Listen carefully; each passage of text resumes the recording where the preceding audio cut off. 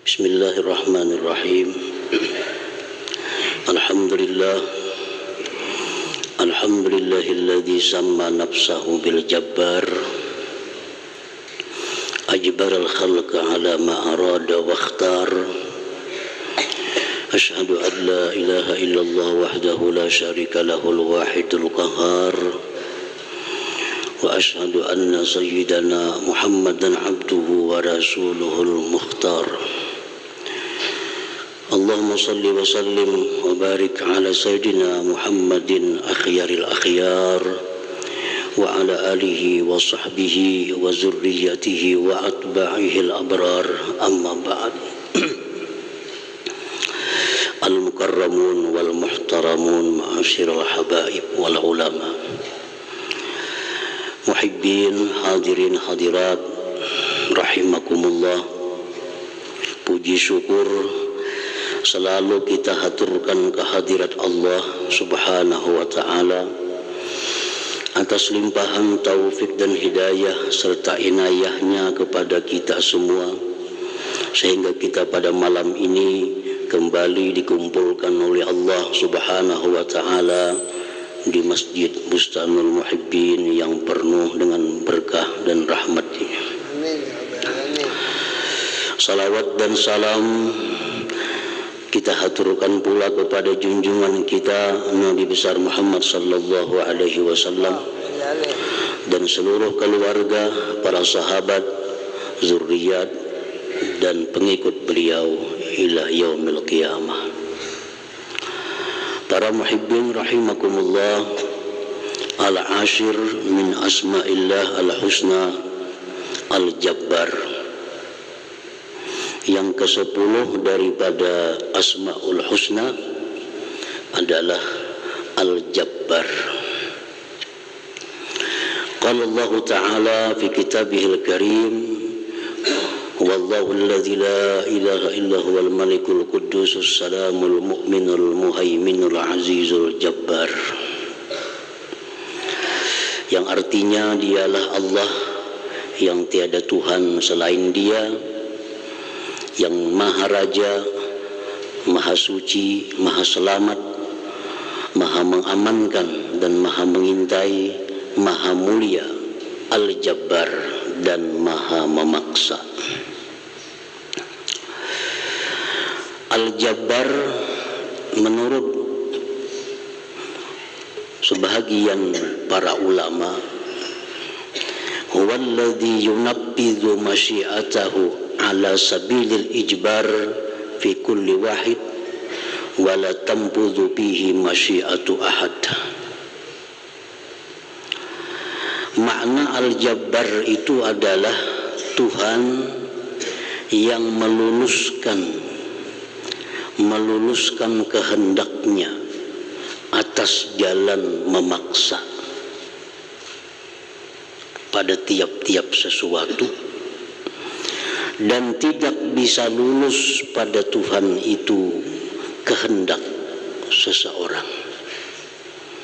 Nah, itu Al-Jabbar, artinya yang maha memaksakan kehendak, dan tidak bisa sampai kepada Allah itu kehendak siapa jua pun. Yang terjadi itu adalah pasti merupakan kehendak daripada Allah Subhanahu wa ta'ala. Maha memaksakan kehendak, Al-Jabbar. Di dalam Asarul Qudsi, Allah Subhanahu wa ta'ala berfirman,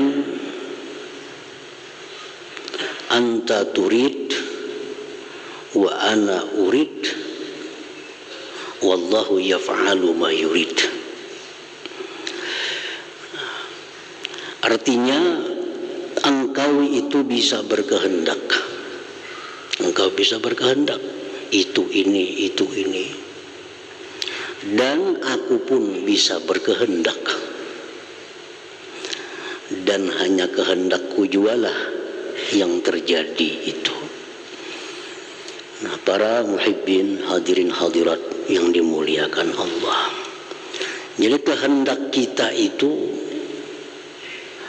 bisa terjadi, bisa sesuai dengan apa yang kita harapkan apabila bersesuaian dengan kehendak Allah Subhanahu wa ta'ala.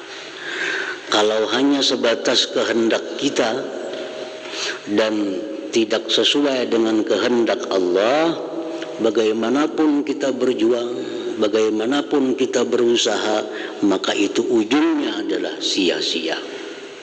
Ujungnya sia-sia. Banyak pelajaran dari Allah Subhanahu wa ta'ala di dalam kitab suci Al-Quran tentang pemahaman daripada nama Allah Al-Jabbar ini. Salah satu di antaranya adalah kisah Fir'aun. Kisah Fir'aun. Suatu malam Fir'aun ini bermimpi. Ada seorang laki-laki yang akan lahir dan akan meruntuhkan kerajaan Fir'aun. Dalam mimpinya itu. Jadi dalam mimpi Fir'aun itu akan ada anak yang lahir, yang dia itu anak nantinya meruntuhkan kerajaan Fir'aun. Begitu Fir'aun bangun dari tidurnya, Fir'aun mengumpul menteri-menterinya. Dibikin satu perintah ke seluruh penjuru negeri Mesir. Mulai malam ini siapa ada yang melahirkan anak laki-laki dibunuh. Nah, ini kehendak Fir'aun untuk menjaga kelestarian kerajaannya. Jadi mulai hari itu siapapun ada perempuan di negeri Mesir yang melahirkan anak laki-laki itu dibunuh untuk menyelamatkan kerajaan Fir'aun tadi. Jadi ada sana anak laki-laki lahir dibunuh, ada di ujung negeri berita anak laki-laki lahir dibunuh. Nah, dengan ini Fir'aun berharap, berkehendak supaya kekuasaannya itu bisa terus-menerus. Tetapi itu kehendak Fir'aun, kehendaknya Fir'aun, tidak sesuai dengan kehendak Allah. Ternyata laki-laki yang menghancurkan kerajaan Fir'aun itu justru laki-laki yang ada di istana Fir'aun itu sendiri, yang diasuh Fir'aun sejak kecil, yaitu Nabi Musa alaihissalam. Dikira orang jauh-jauh bakal menyerang, sekalinya orangnya diingun sudah di rumah. Orangnya diingun, dijaga, dipelihara, dibesarkan. Iya Nabi Musa alaihissalam.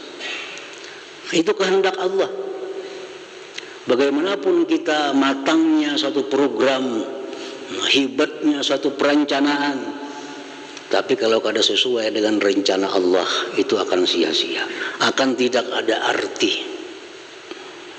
Pemerintahan sedemikian rupa mengatur program-programnya, tapi kalau tidak sesuai dengan apa yang dikehendaki oleh Allah, akan berakhir sia-sia. Nah, inilah kalau Allah itu menampakkan namanya Al-Jabbar ini, maha memaksakan kehendaknya. Nah, hadirin hadirat yang dimuliakan Allah, dalam Al-Quran Al-Karim dikisahkan lagi bagaimana rencana program saudara-saudara Nabi Yusuf alaihissalam untuk melenyapkan Nabi Yusuf.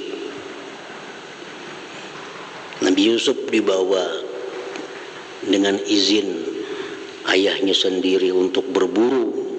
Nah, sampai di hutan, Nabi Yusuf dimasukkan ke dalam sumur supaya mati. Nah, begitu pulang ke rumah, saudara-saudara Nabi Yusuf ini melaporkan kepada ayahnya bahwa Nabi Yusuf dimakan serigala. Habislah cerita Nabi Yusuf. perkiraan dari saudara-saudaranya. Ternyata apa yang terjadi, Nabi Yusuf diangkat dari sumur itu oleh seseorang dan dijual sampai ke negeri Mesir. Nah, akhirnya Nabi Yusuf menjadi seorang raja. Dan akhirnya saudara-saudara Nabi Yusuf yang berencana melenyapkan Nabi Yusuf tadi mengemis kepada Nabi Yusuf, minta bantuan makanan karena sedang terjadi kelaparan di tempatnya itu. Nah, ini rencana manusia. Rencana manusia, kehendak manusia. Apabila tidak sesuai dengan kehendak Allah, terjadilah demikian. Nah, Al-Jabbar yang maha memaksakan kehendaknya. Para muhibbin rahimakumullah. Jadi Al-Jabbar itu sebagian ulama lagi mengatakan huwallazi ajbara khalqah ala ma arad min islamin wa kufrin wa ta'atin wa ma'siyah. Al-Jabbar itu dialah Tuhan yang memaksakan makhluknya atas menuruti kehendaknya, memaksakan kita agar menuruti kehendak Allah Subhanahu wa ta'ala, baik Islam, baik kafir, baik itu merupakan taat kepada Allah atau maksiat kepada Allah. Bilal bin Rabah, sahabat besar Nabi kita sallallahu alaihi wasallam. Nah, Bilal ini pada awal mulanya merupakan seorang budak, seorang hamba sahaya miliknya Umayyah bin Khalaf. Umayyah ini berkehendak agar Bilal ini jangan beriman kepada Nabi Muhammad sallallahu alaihi wasallam. Dengan macam-macam cara tuannya si Bilal ini dirayu, dibujuk, diancam sampai disiksa. Tetap Bilal mengatakan tiada Tuhan selain Allah. Dan akhirnya Bilal diselamatkan oleh Abu Bakar Siddiq radhiyallahu anhu dan menjadi seorang sahabat Rasulullah sallallahu alaihi wasallam. Nah, ini kehendak Allah. Allah menghendaki Bilal ini orang Islam. Allah menghendaki Bilal ini orang yang mulia. Bagaimanapun kehendak tuannya, kada akan terjadi. Demikian cara dibujuk langsung, dibujuk pakai perantara, dirayu segala macam, diancam, bahkan hendak dibunuh. Keyakinan Bilal sedikit pun tidak berubah. Kenapa sebabnya? Karena Allah telah menghendaki Bilal ini musliman, seorang muslim. Nah, jadi rencana-rencana ini gagal total kalau sudah tidak sesuai dengan rencana Allah, dengan kehendak Allah Subhanahu wa ta'ala. Hadirin hadirat yang dimuliakan Allah, Yasir lagi contohnya, dan istrinya Sumayyah.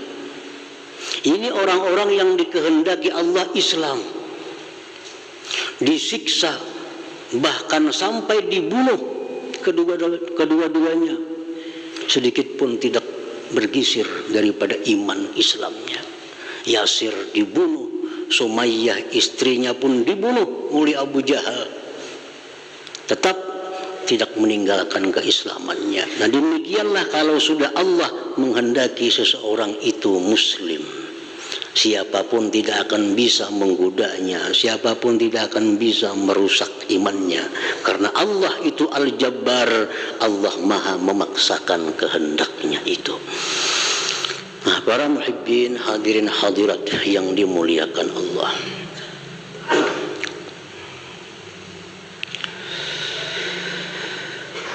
Al-mu'min bismillahil-jabbar, kalau sudah kita beriman dengan nama Allah Al-Jabbar, kita sudah percaya bahwa Allah itu maha memaksakan kehendak.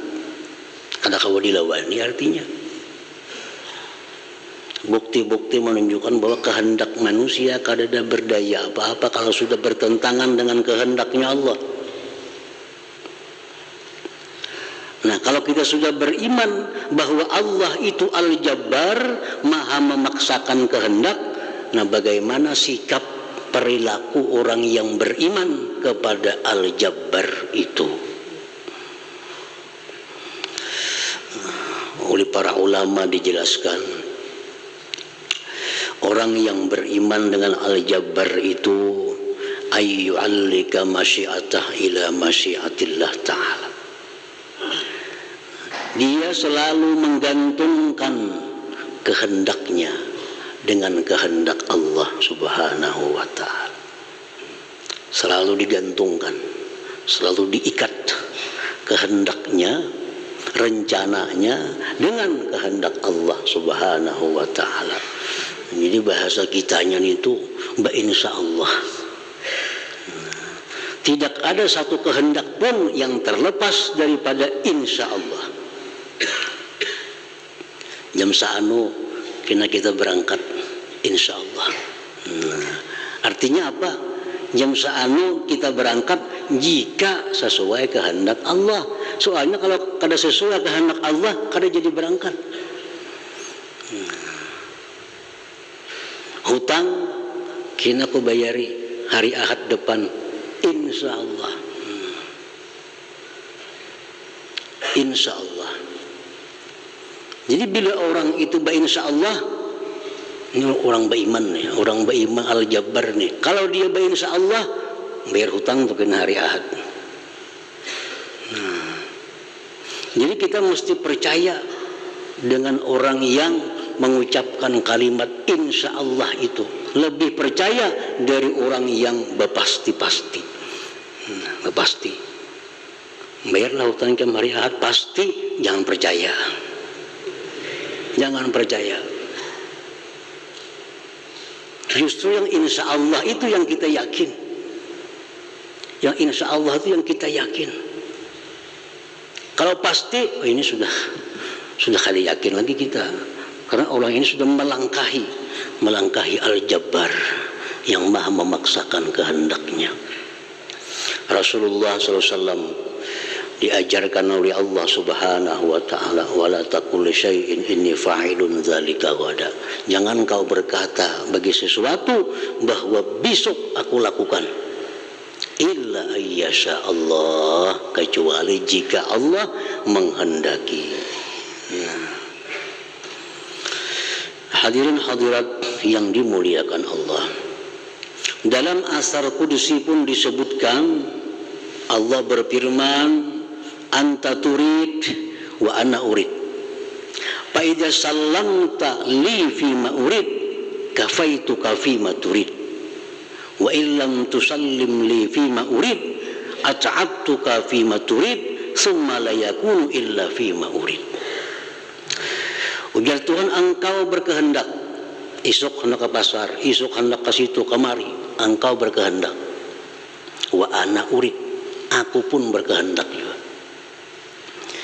Apabila engkau serahkan bagiku pada sesuatu yang aku kehendaki, aku cukupkan engkau pada sesuatu yang kamu kehendaki itu.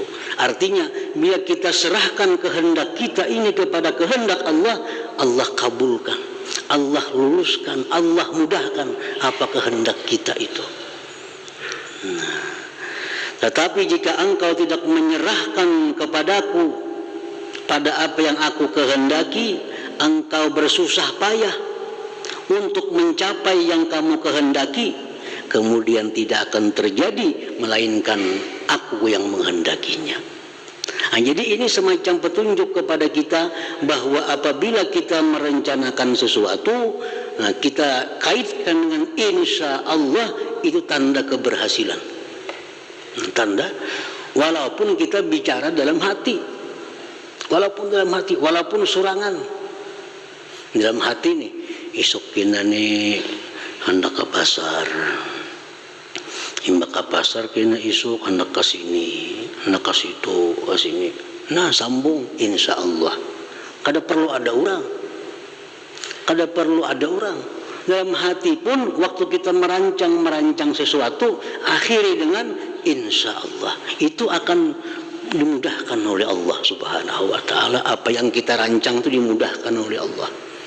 Nah, tadi faida sallamta li fi ma urid kafaituka fi ma. Bila engkau menyerahkan kepadaku pada apa yang aku kehendaki, aku cukupkan engkau pada apa yang kau kehendaki. Jadi kita biasakan dalam kehidupan ini, dalam sehari-hari kita, setiap kali kita berkehendak, walaupun hanya dalam hati, kadang terucap kepada orang lain, biasakan dalam hati pun, insya Allah. Insya Allah. Kadang-kadang kita bila ada orang hanya insya Allah.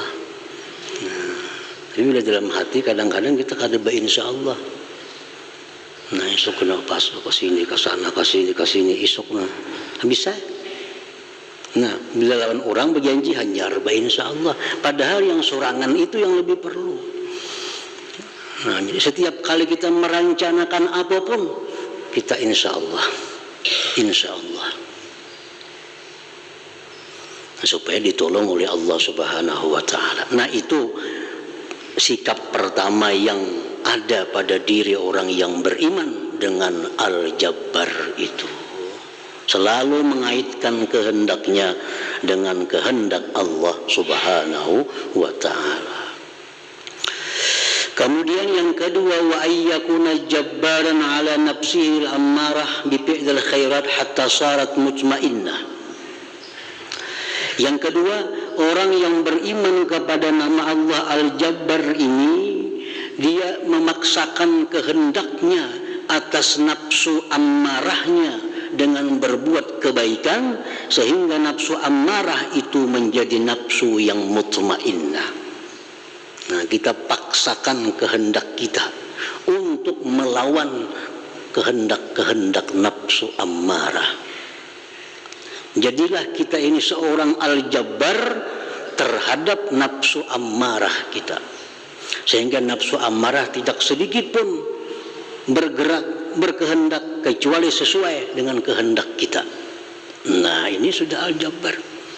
Dia beriman kepada nama Allah Al-Jabbar yang memaksakan kehendak kepada makhluknya, maka kita pun bersikap memaksakan kehendak kita kepada nafsu ammarah kita. Jangan sampai hidup ini sedikit pun kita dikuasai, didikte oleh nafsu ammarah itu. Ini nafsu ammarah hendak maksiat. Nah, hendak maksiat. Kita beriman kepada Al-Jabbar. Jadilah kita Al-Jabbar.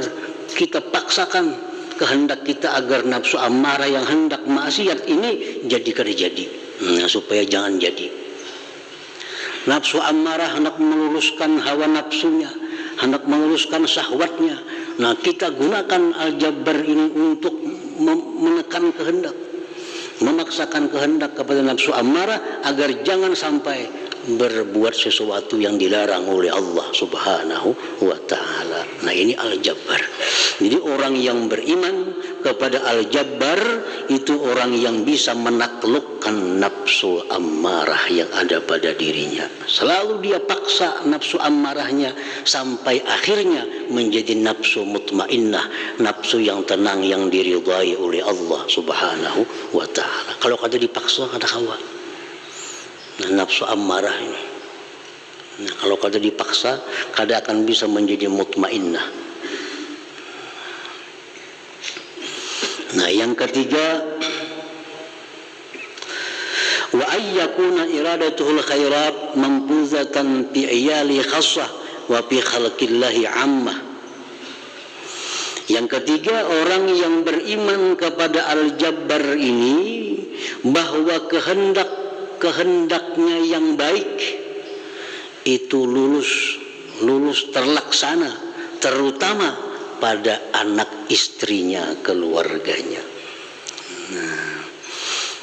Nah, jadi orang beriman kepada Al-Jabbar ini, apa-apa yang kehendaknya yang baik itu selalu bisa meluluskan kepada keluarganya, terutama anak istrinya.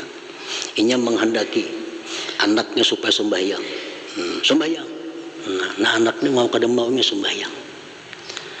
Nah, ini menghendaki bahwa bininya ini harus jadi orang yang bagus. Nah, dia paksakan kehendaknya agar bininya jadi orang yang bagus. Nah, itu bukti keimanan kepada Al-Jabbar tadi.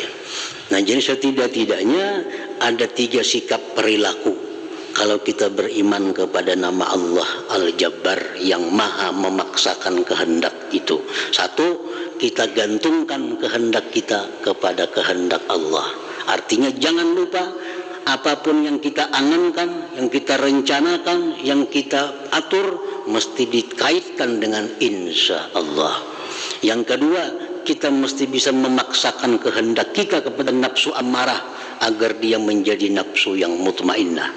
Yang ketiga, sikap orang yang beriman kepada Al-Jabbar, apa-apa kehendaknya yang baik dalam keluarganya itu terlaksana. Apa-apa tujuan baik terhadap anaknya, istrinya terlaksana, kada akan gagal. Nah, demikian bagaimana cara supaya kehendaknya yang baik terhadap bininya, anaknya terjadi, jangan sampai gagal. Nah, 3 sikap itu didapat oleh orang yang sudah beriman kepada nama Allah Al-Jabbar itu. Nah, hadirin hadirat yang dimuliakan Allah, mudah-mudahan Allah mudahkan kita untuk beriman kepada nama Allah Al-Jabbar dan mendapatkan buah dari keimanan tersebut. Amin ya rabbal alamin. Ila hadratin Nabi sallallahu alaihi wasallam. Al-Fatihah. Ar-Rahman Ar-Rahim. Maliki yaumiddin. Iyyaka na'budu wa iyyaka nasta'in. Ihdinas siratal mustaqim.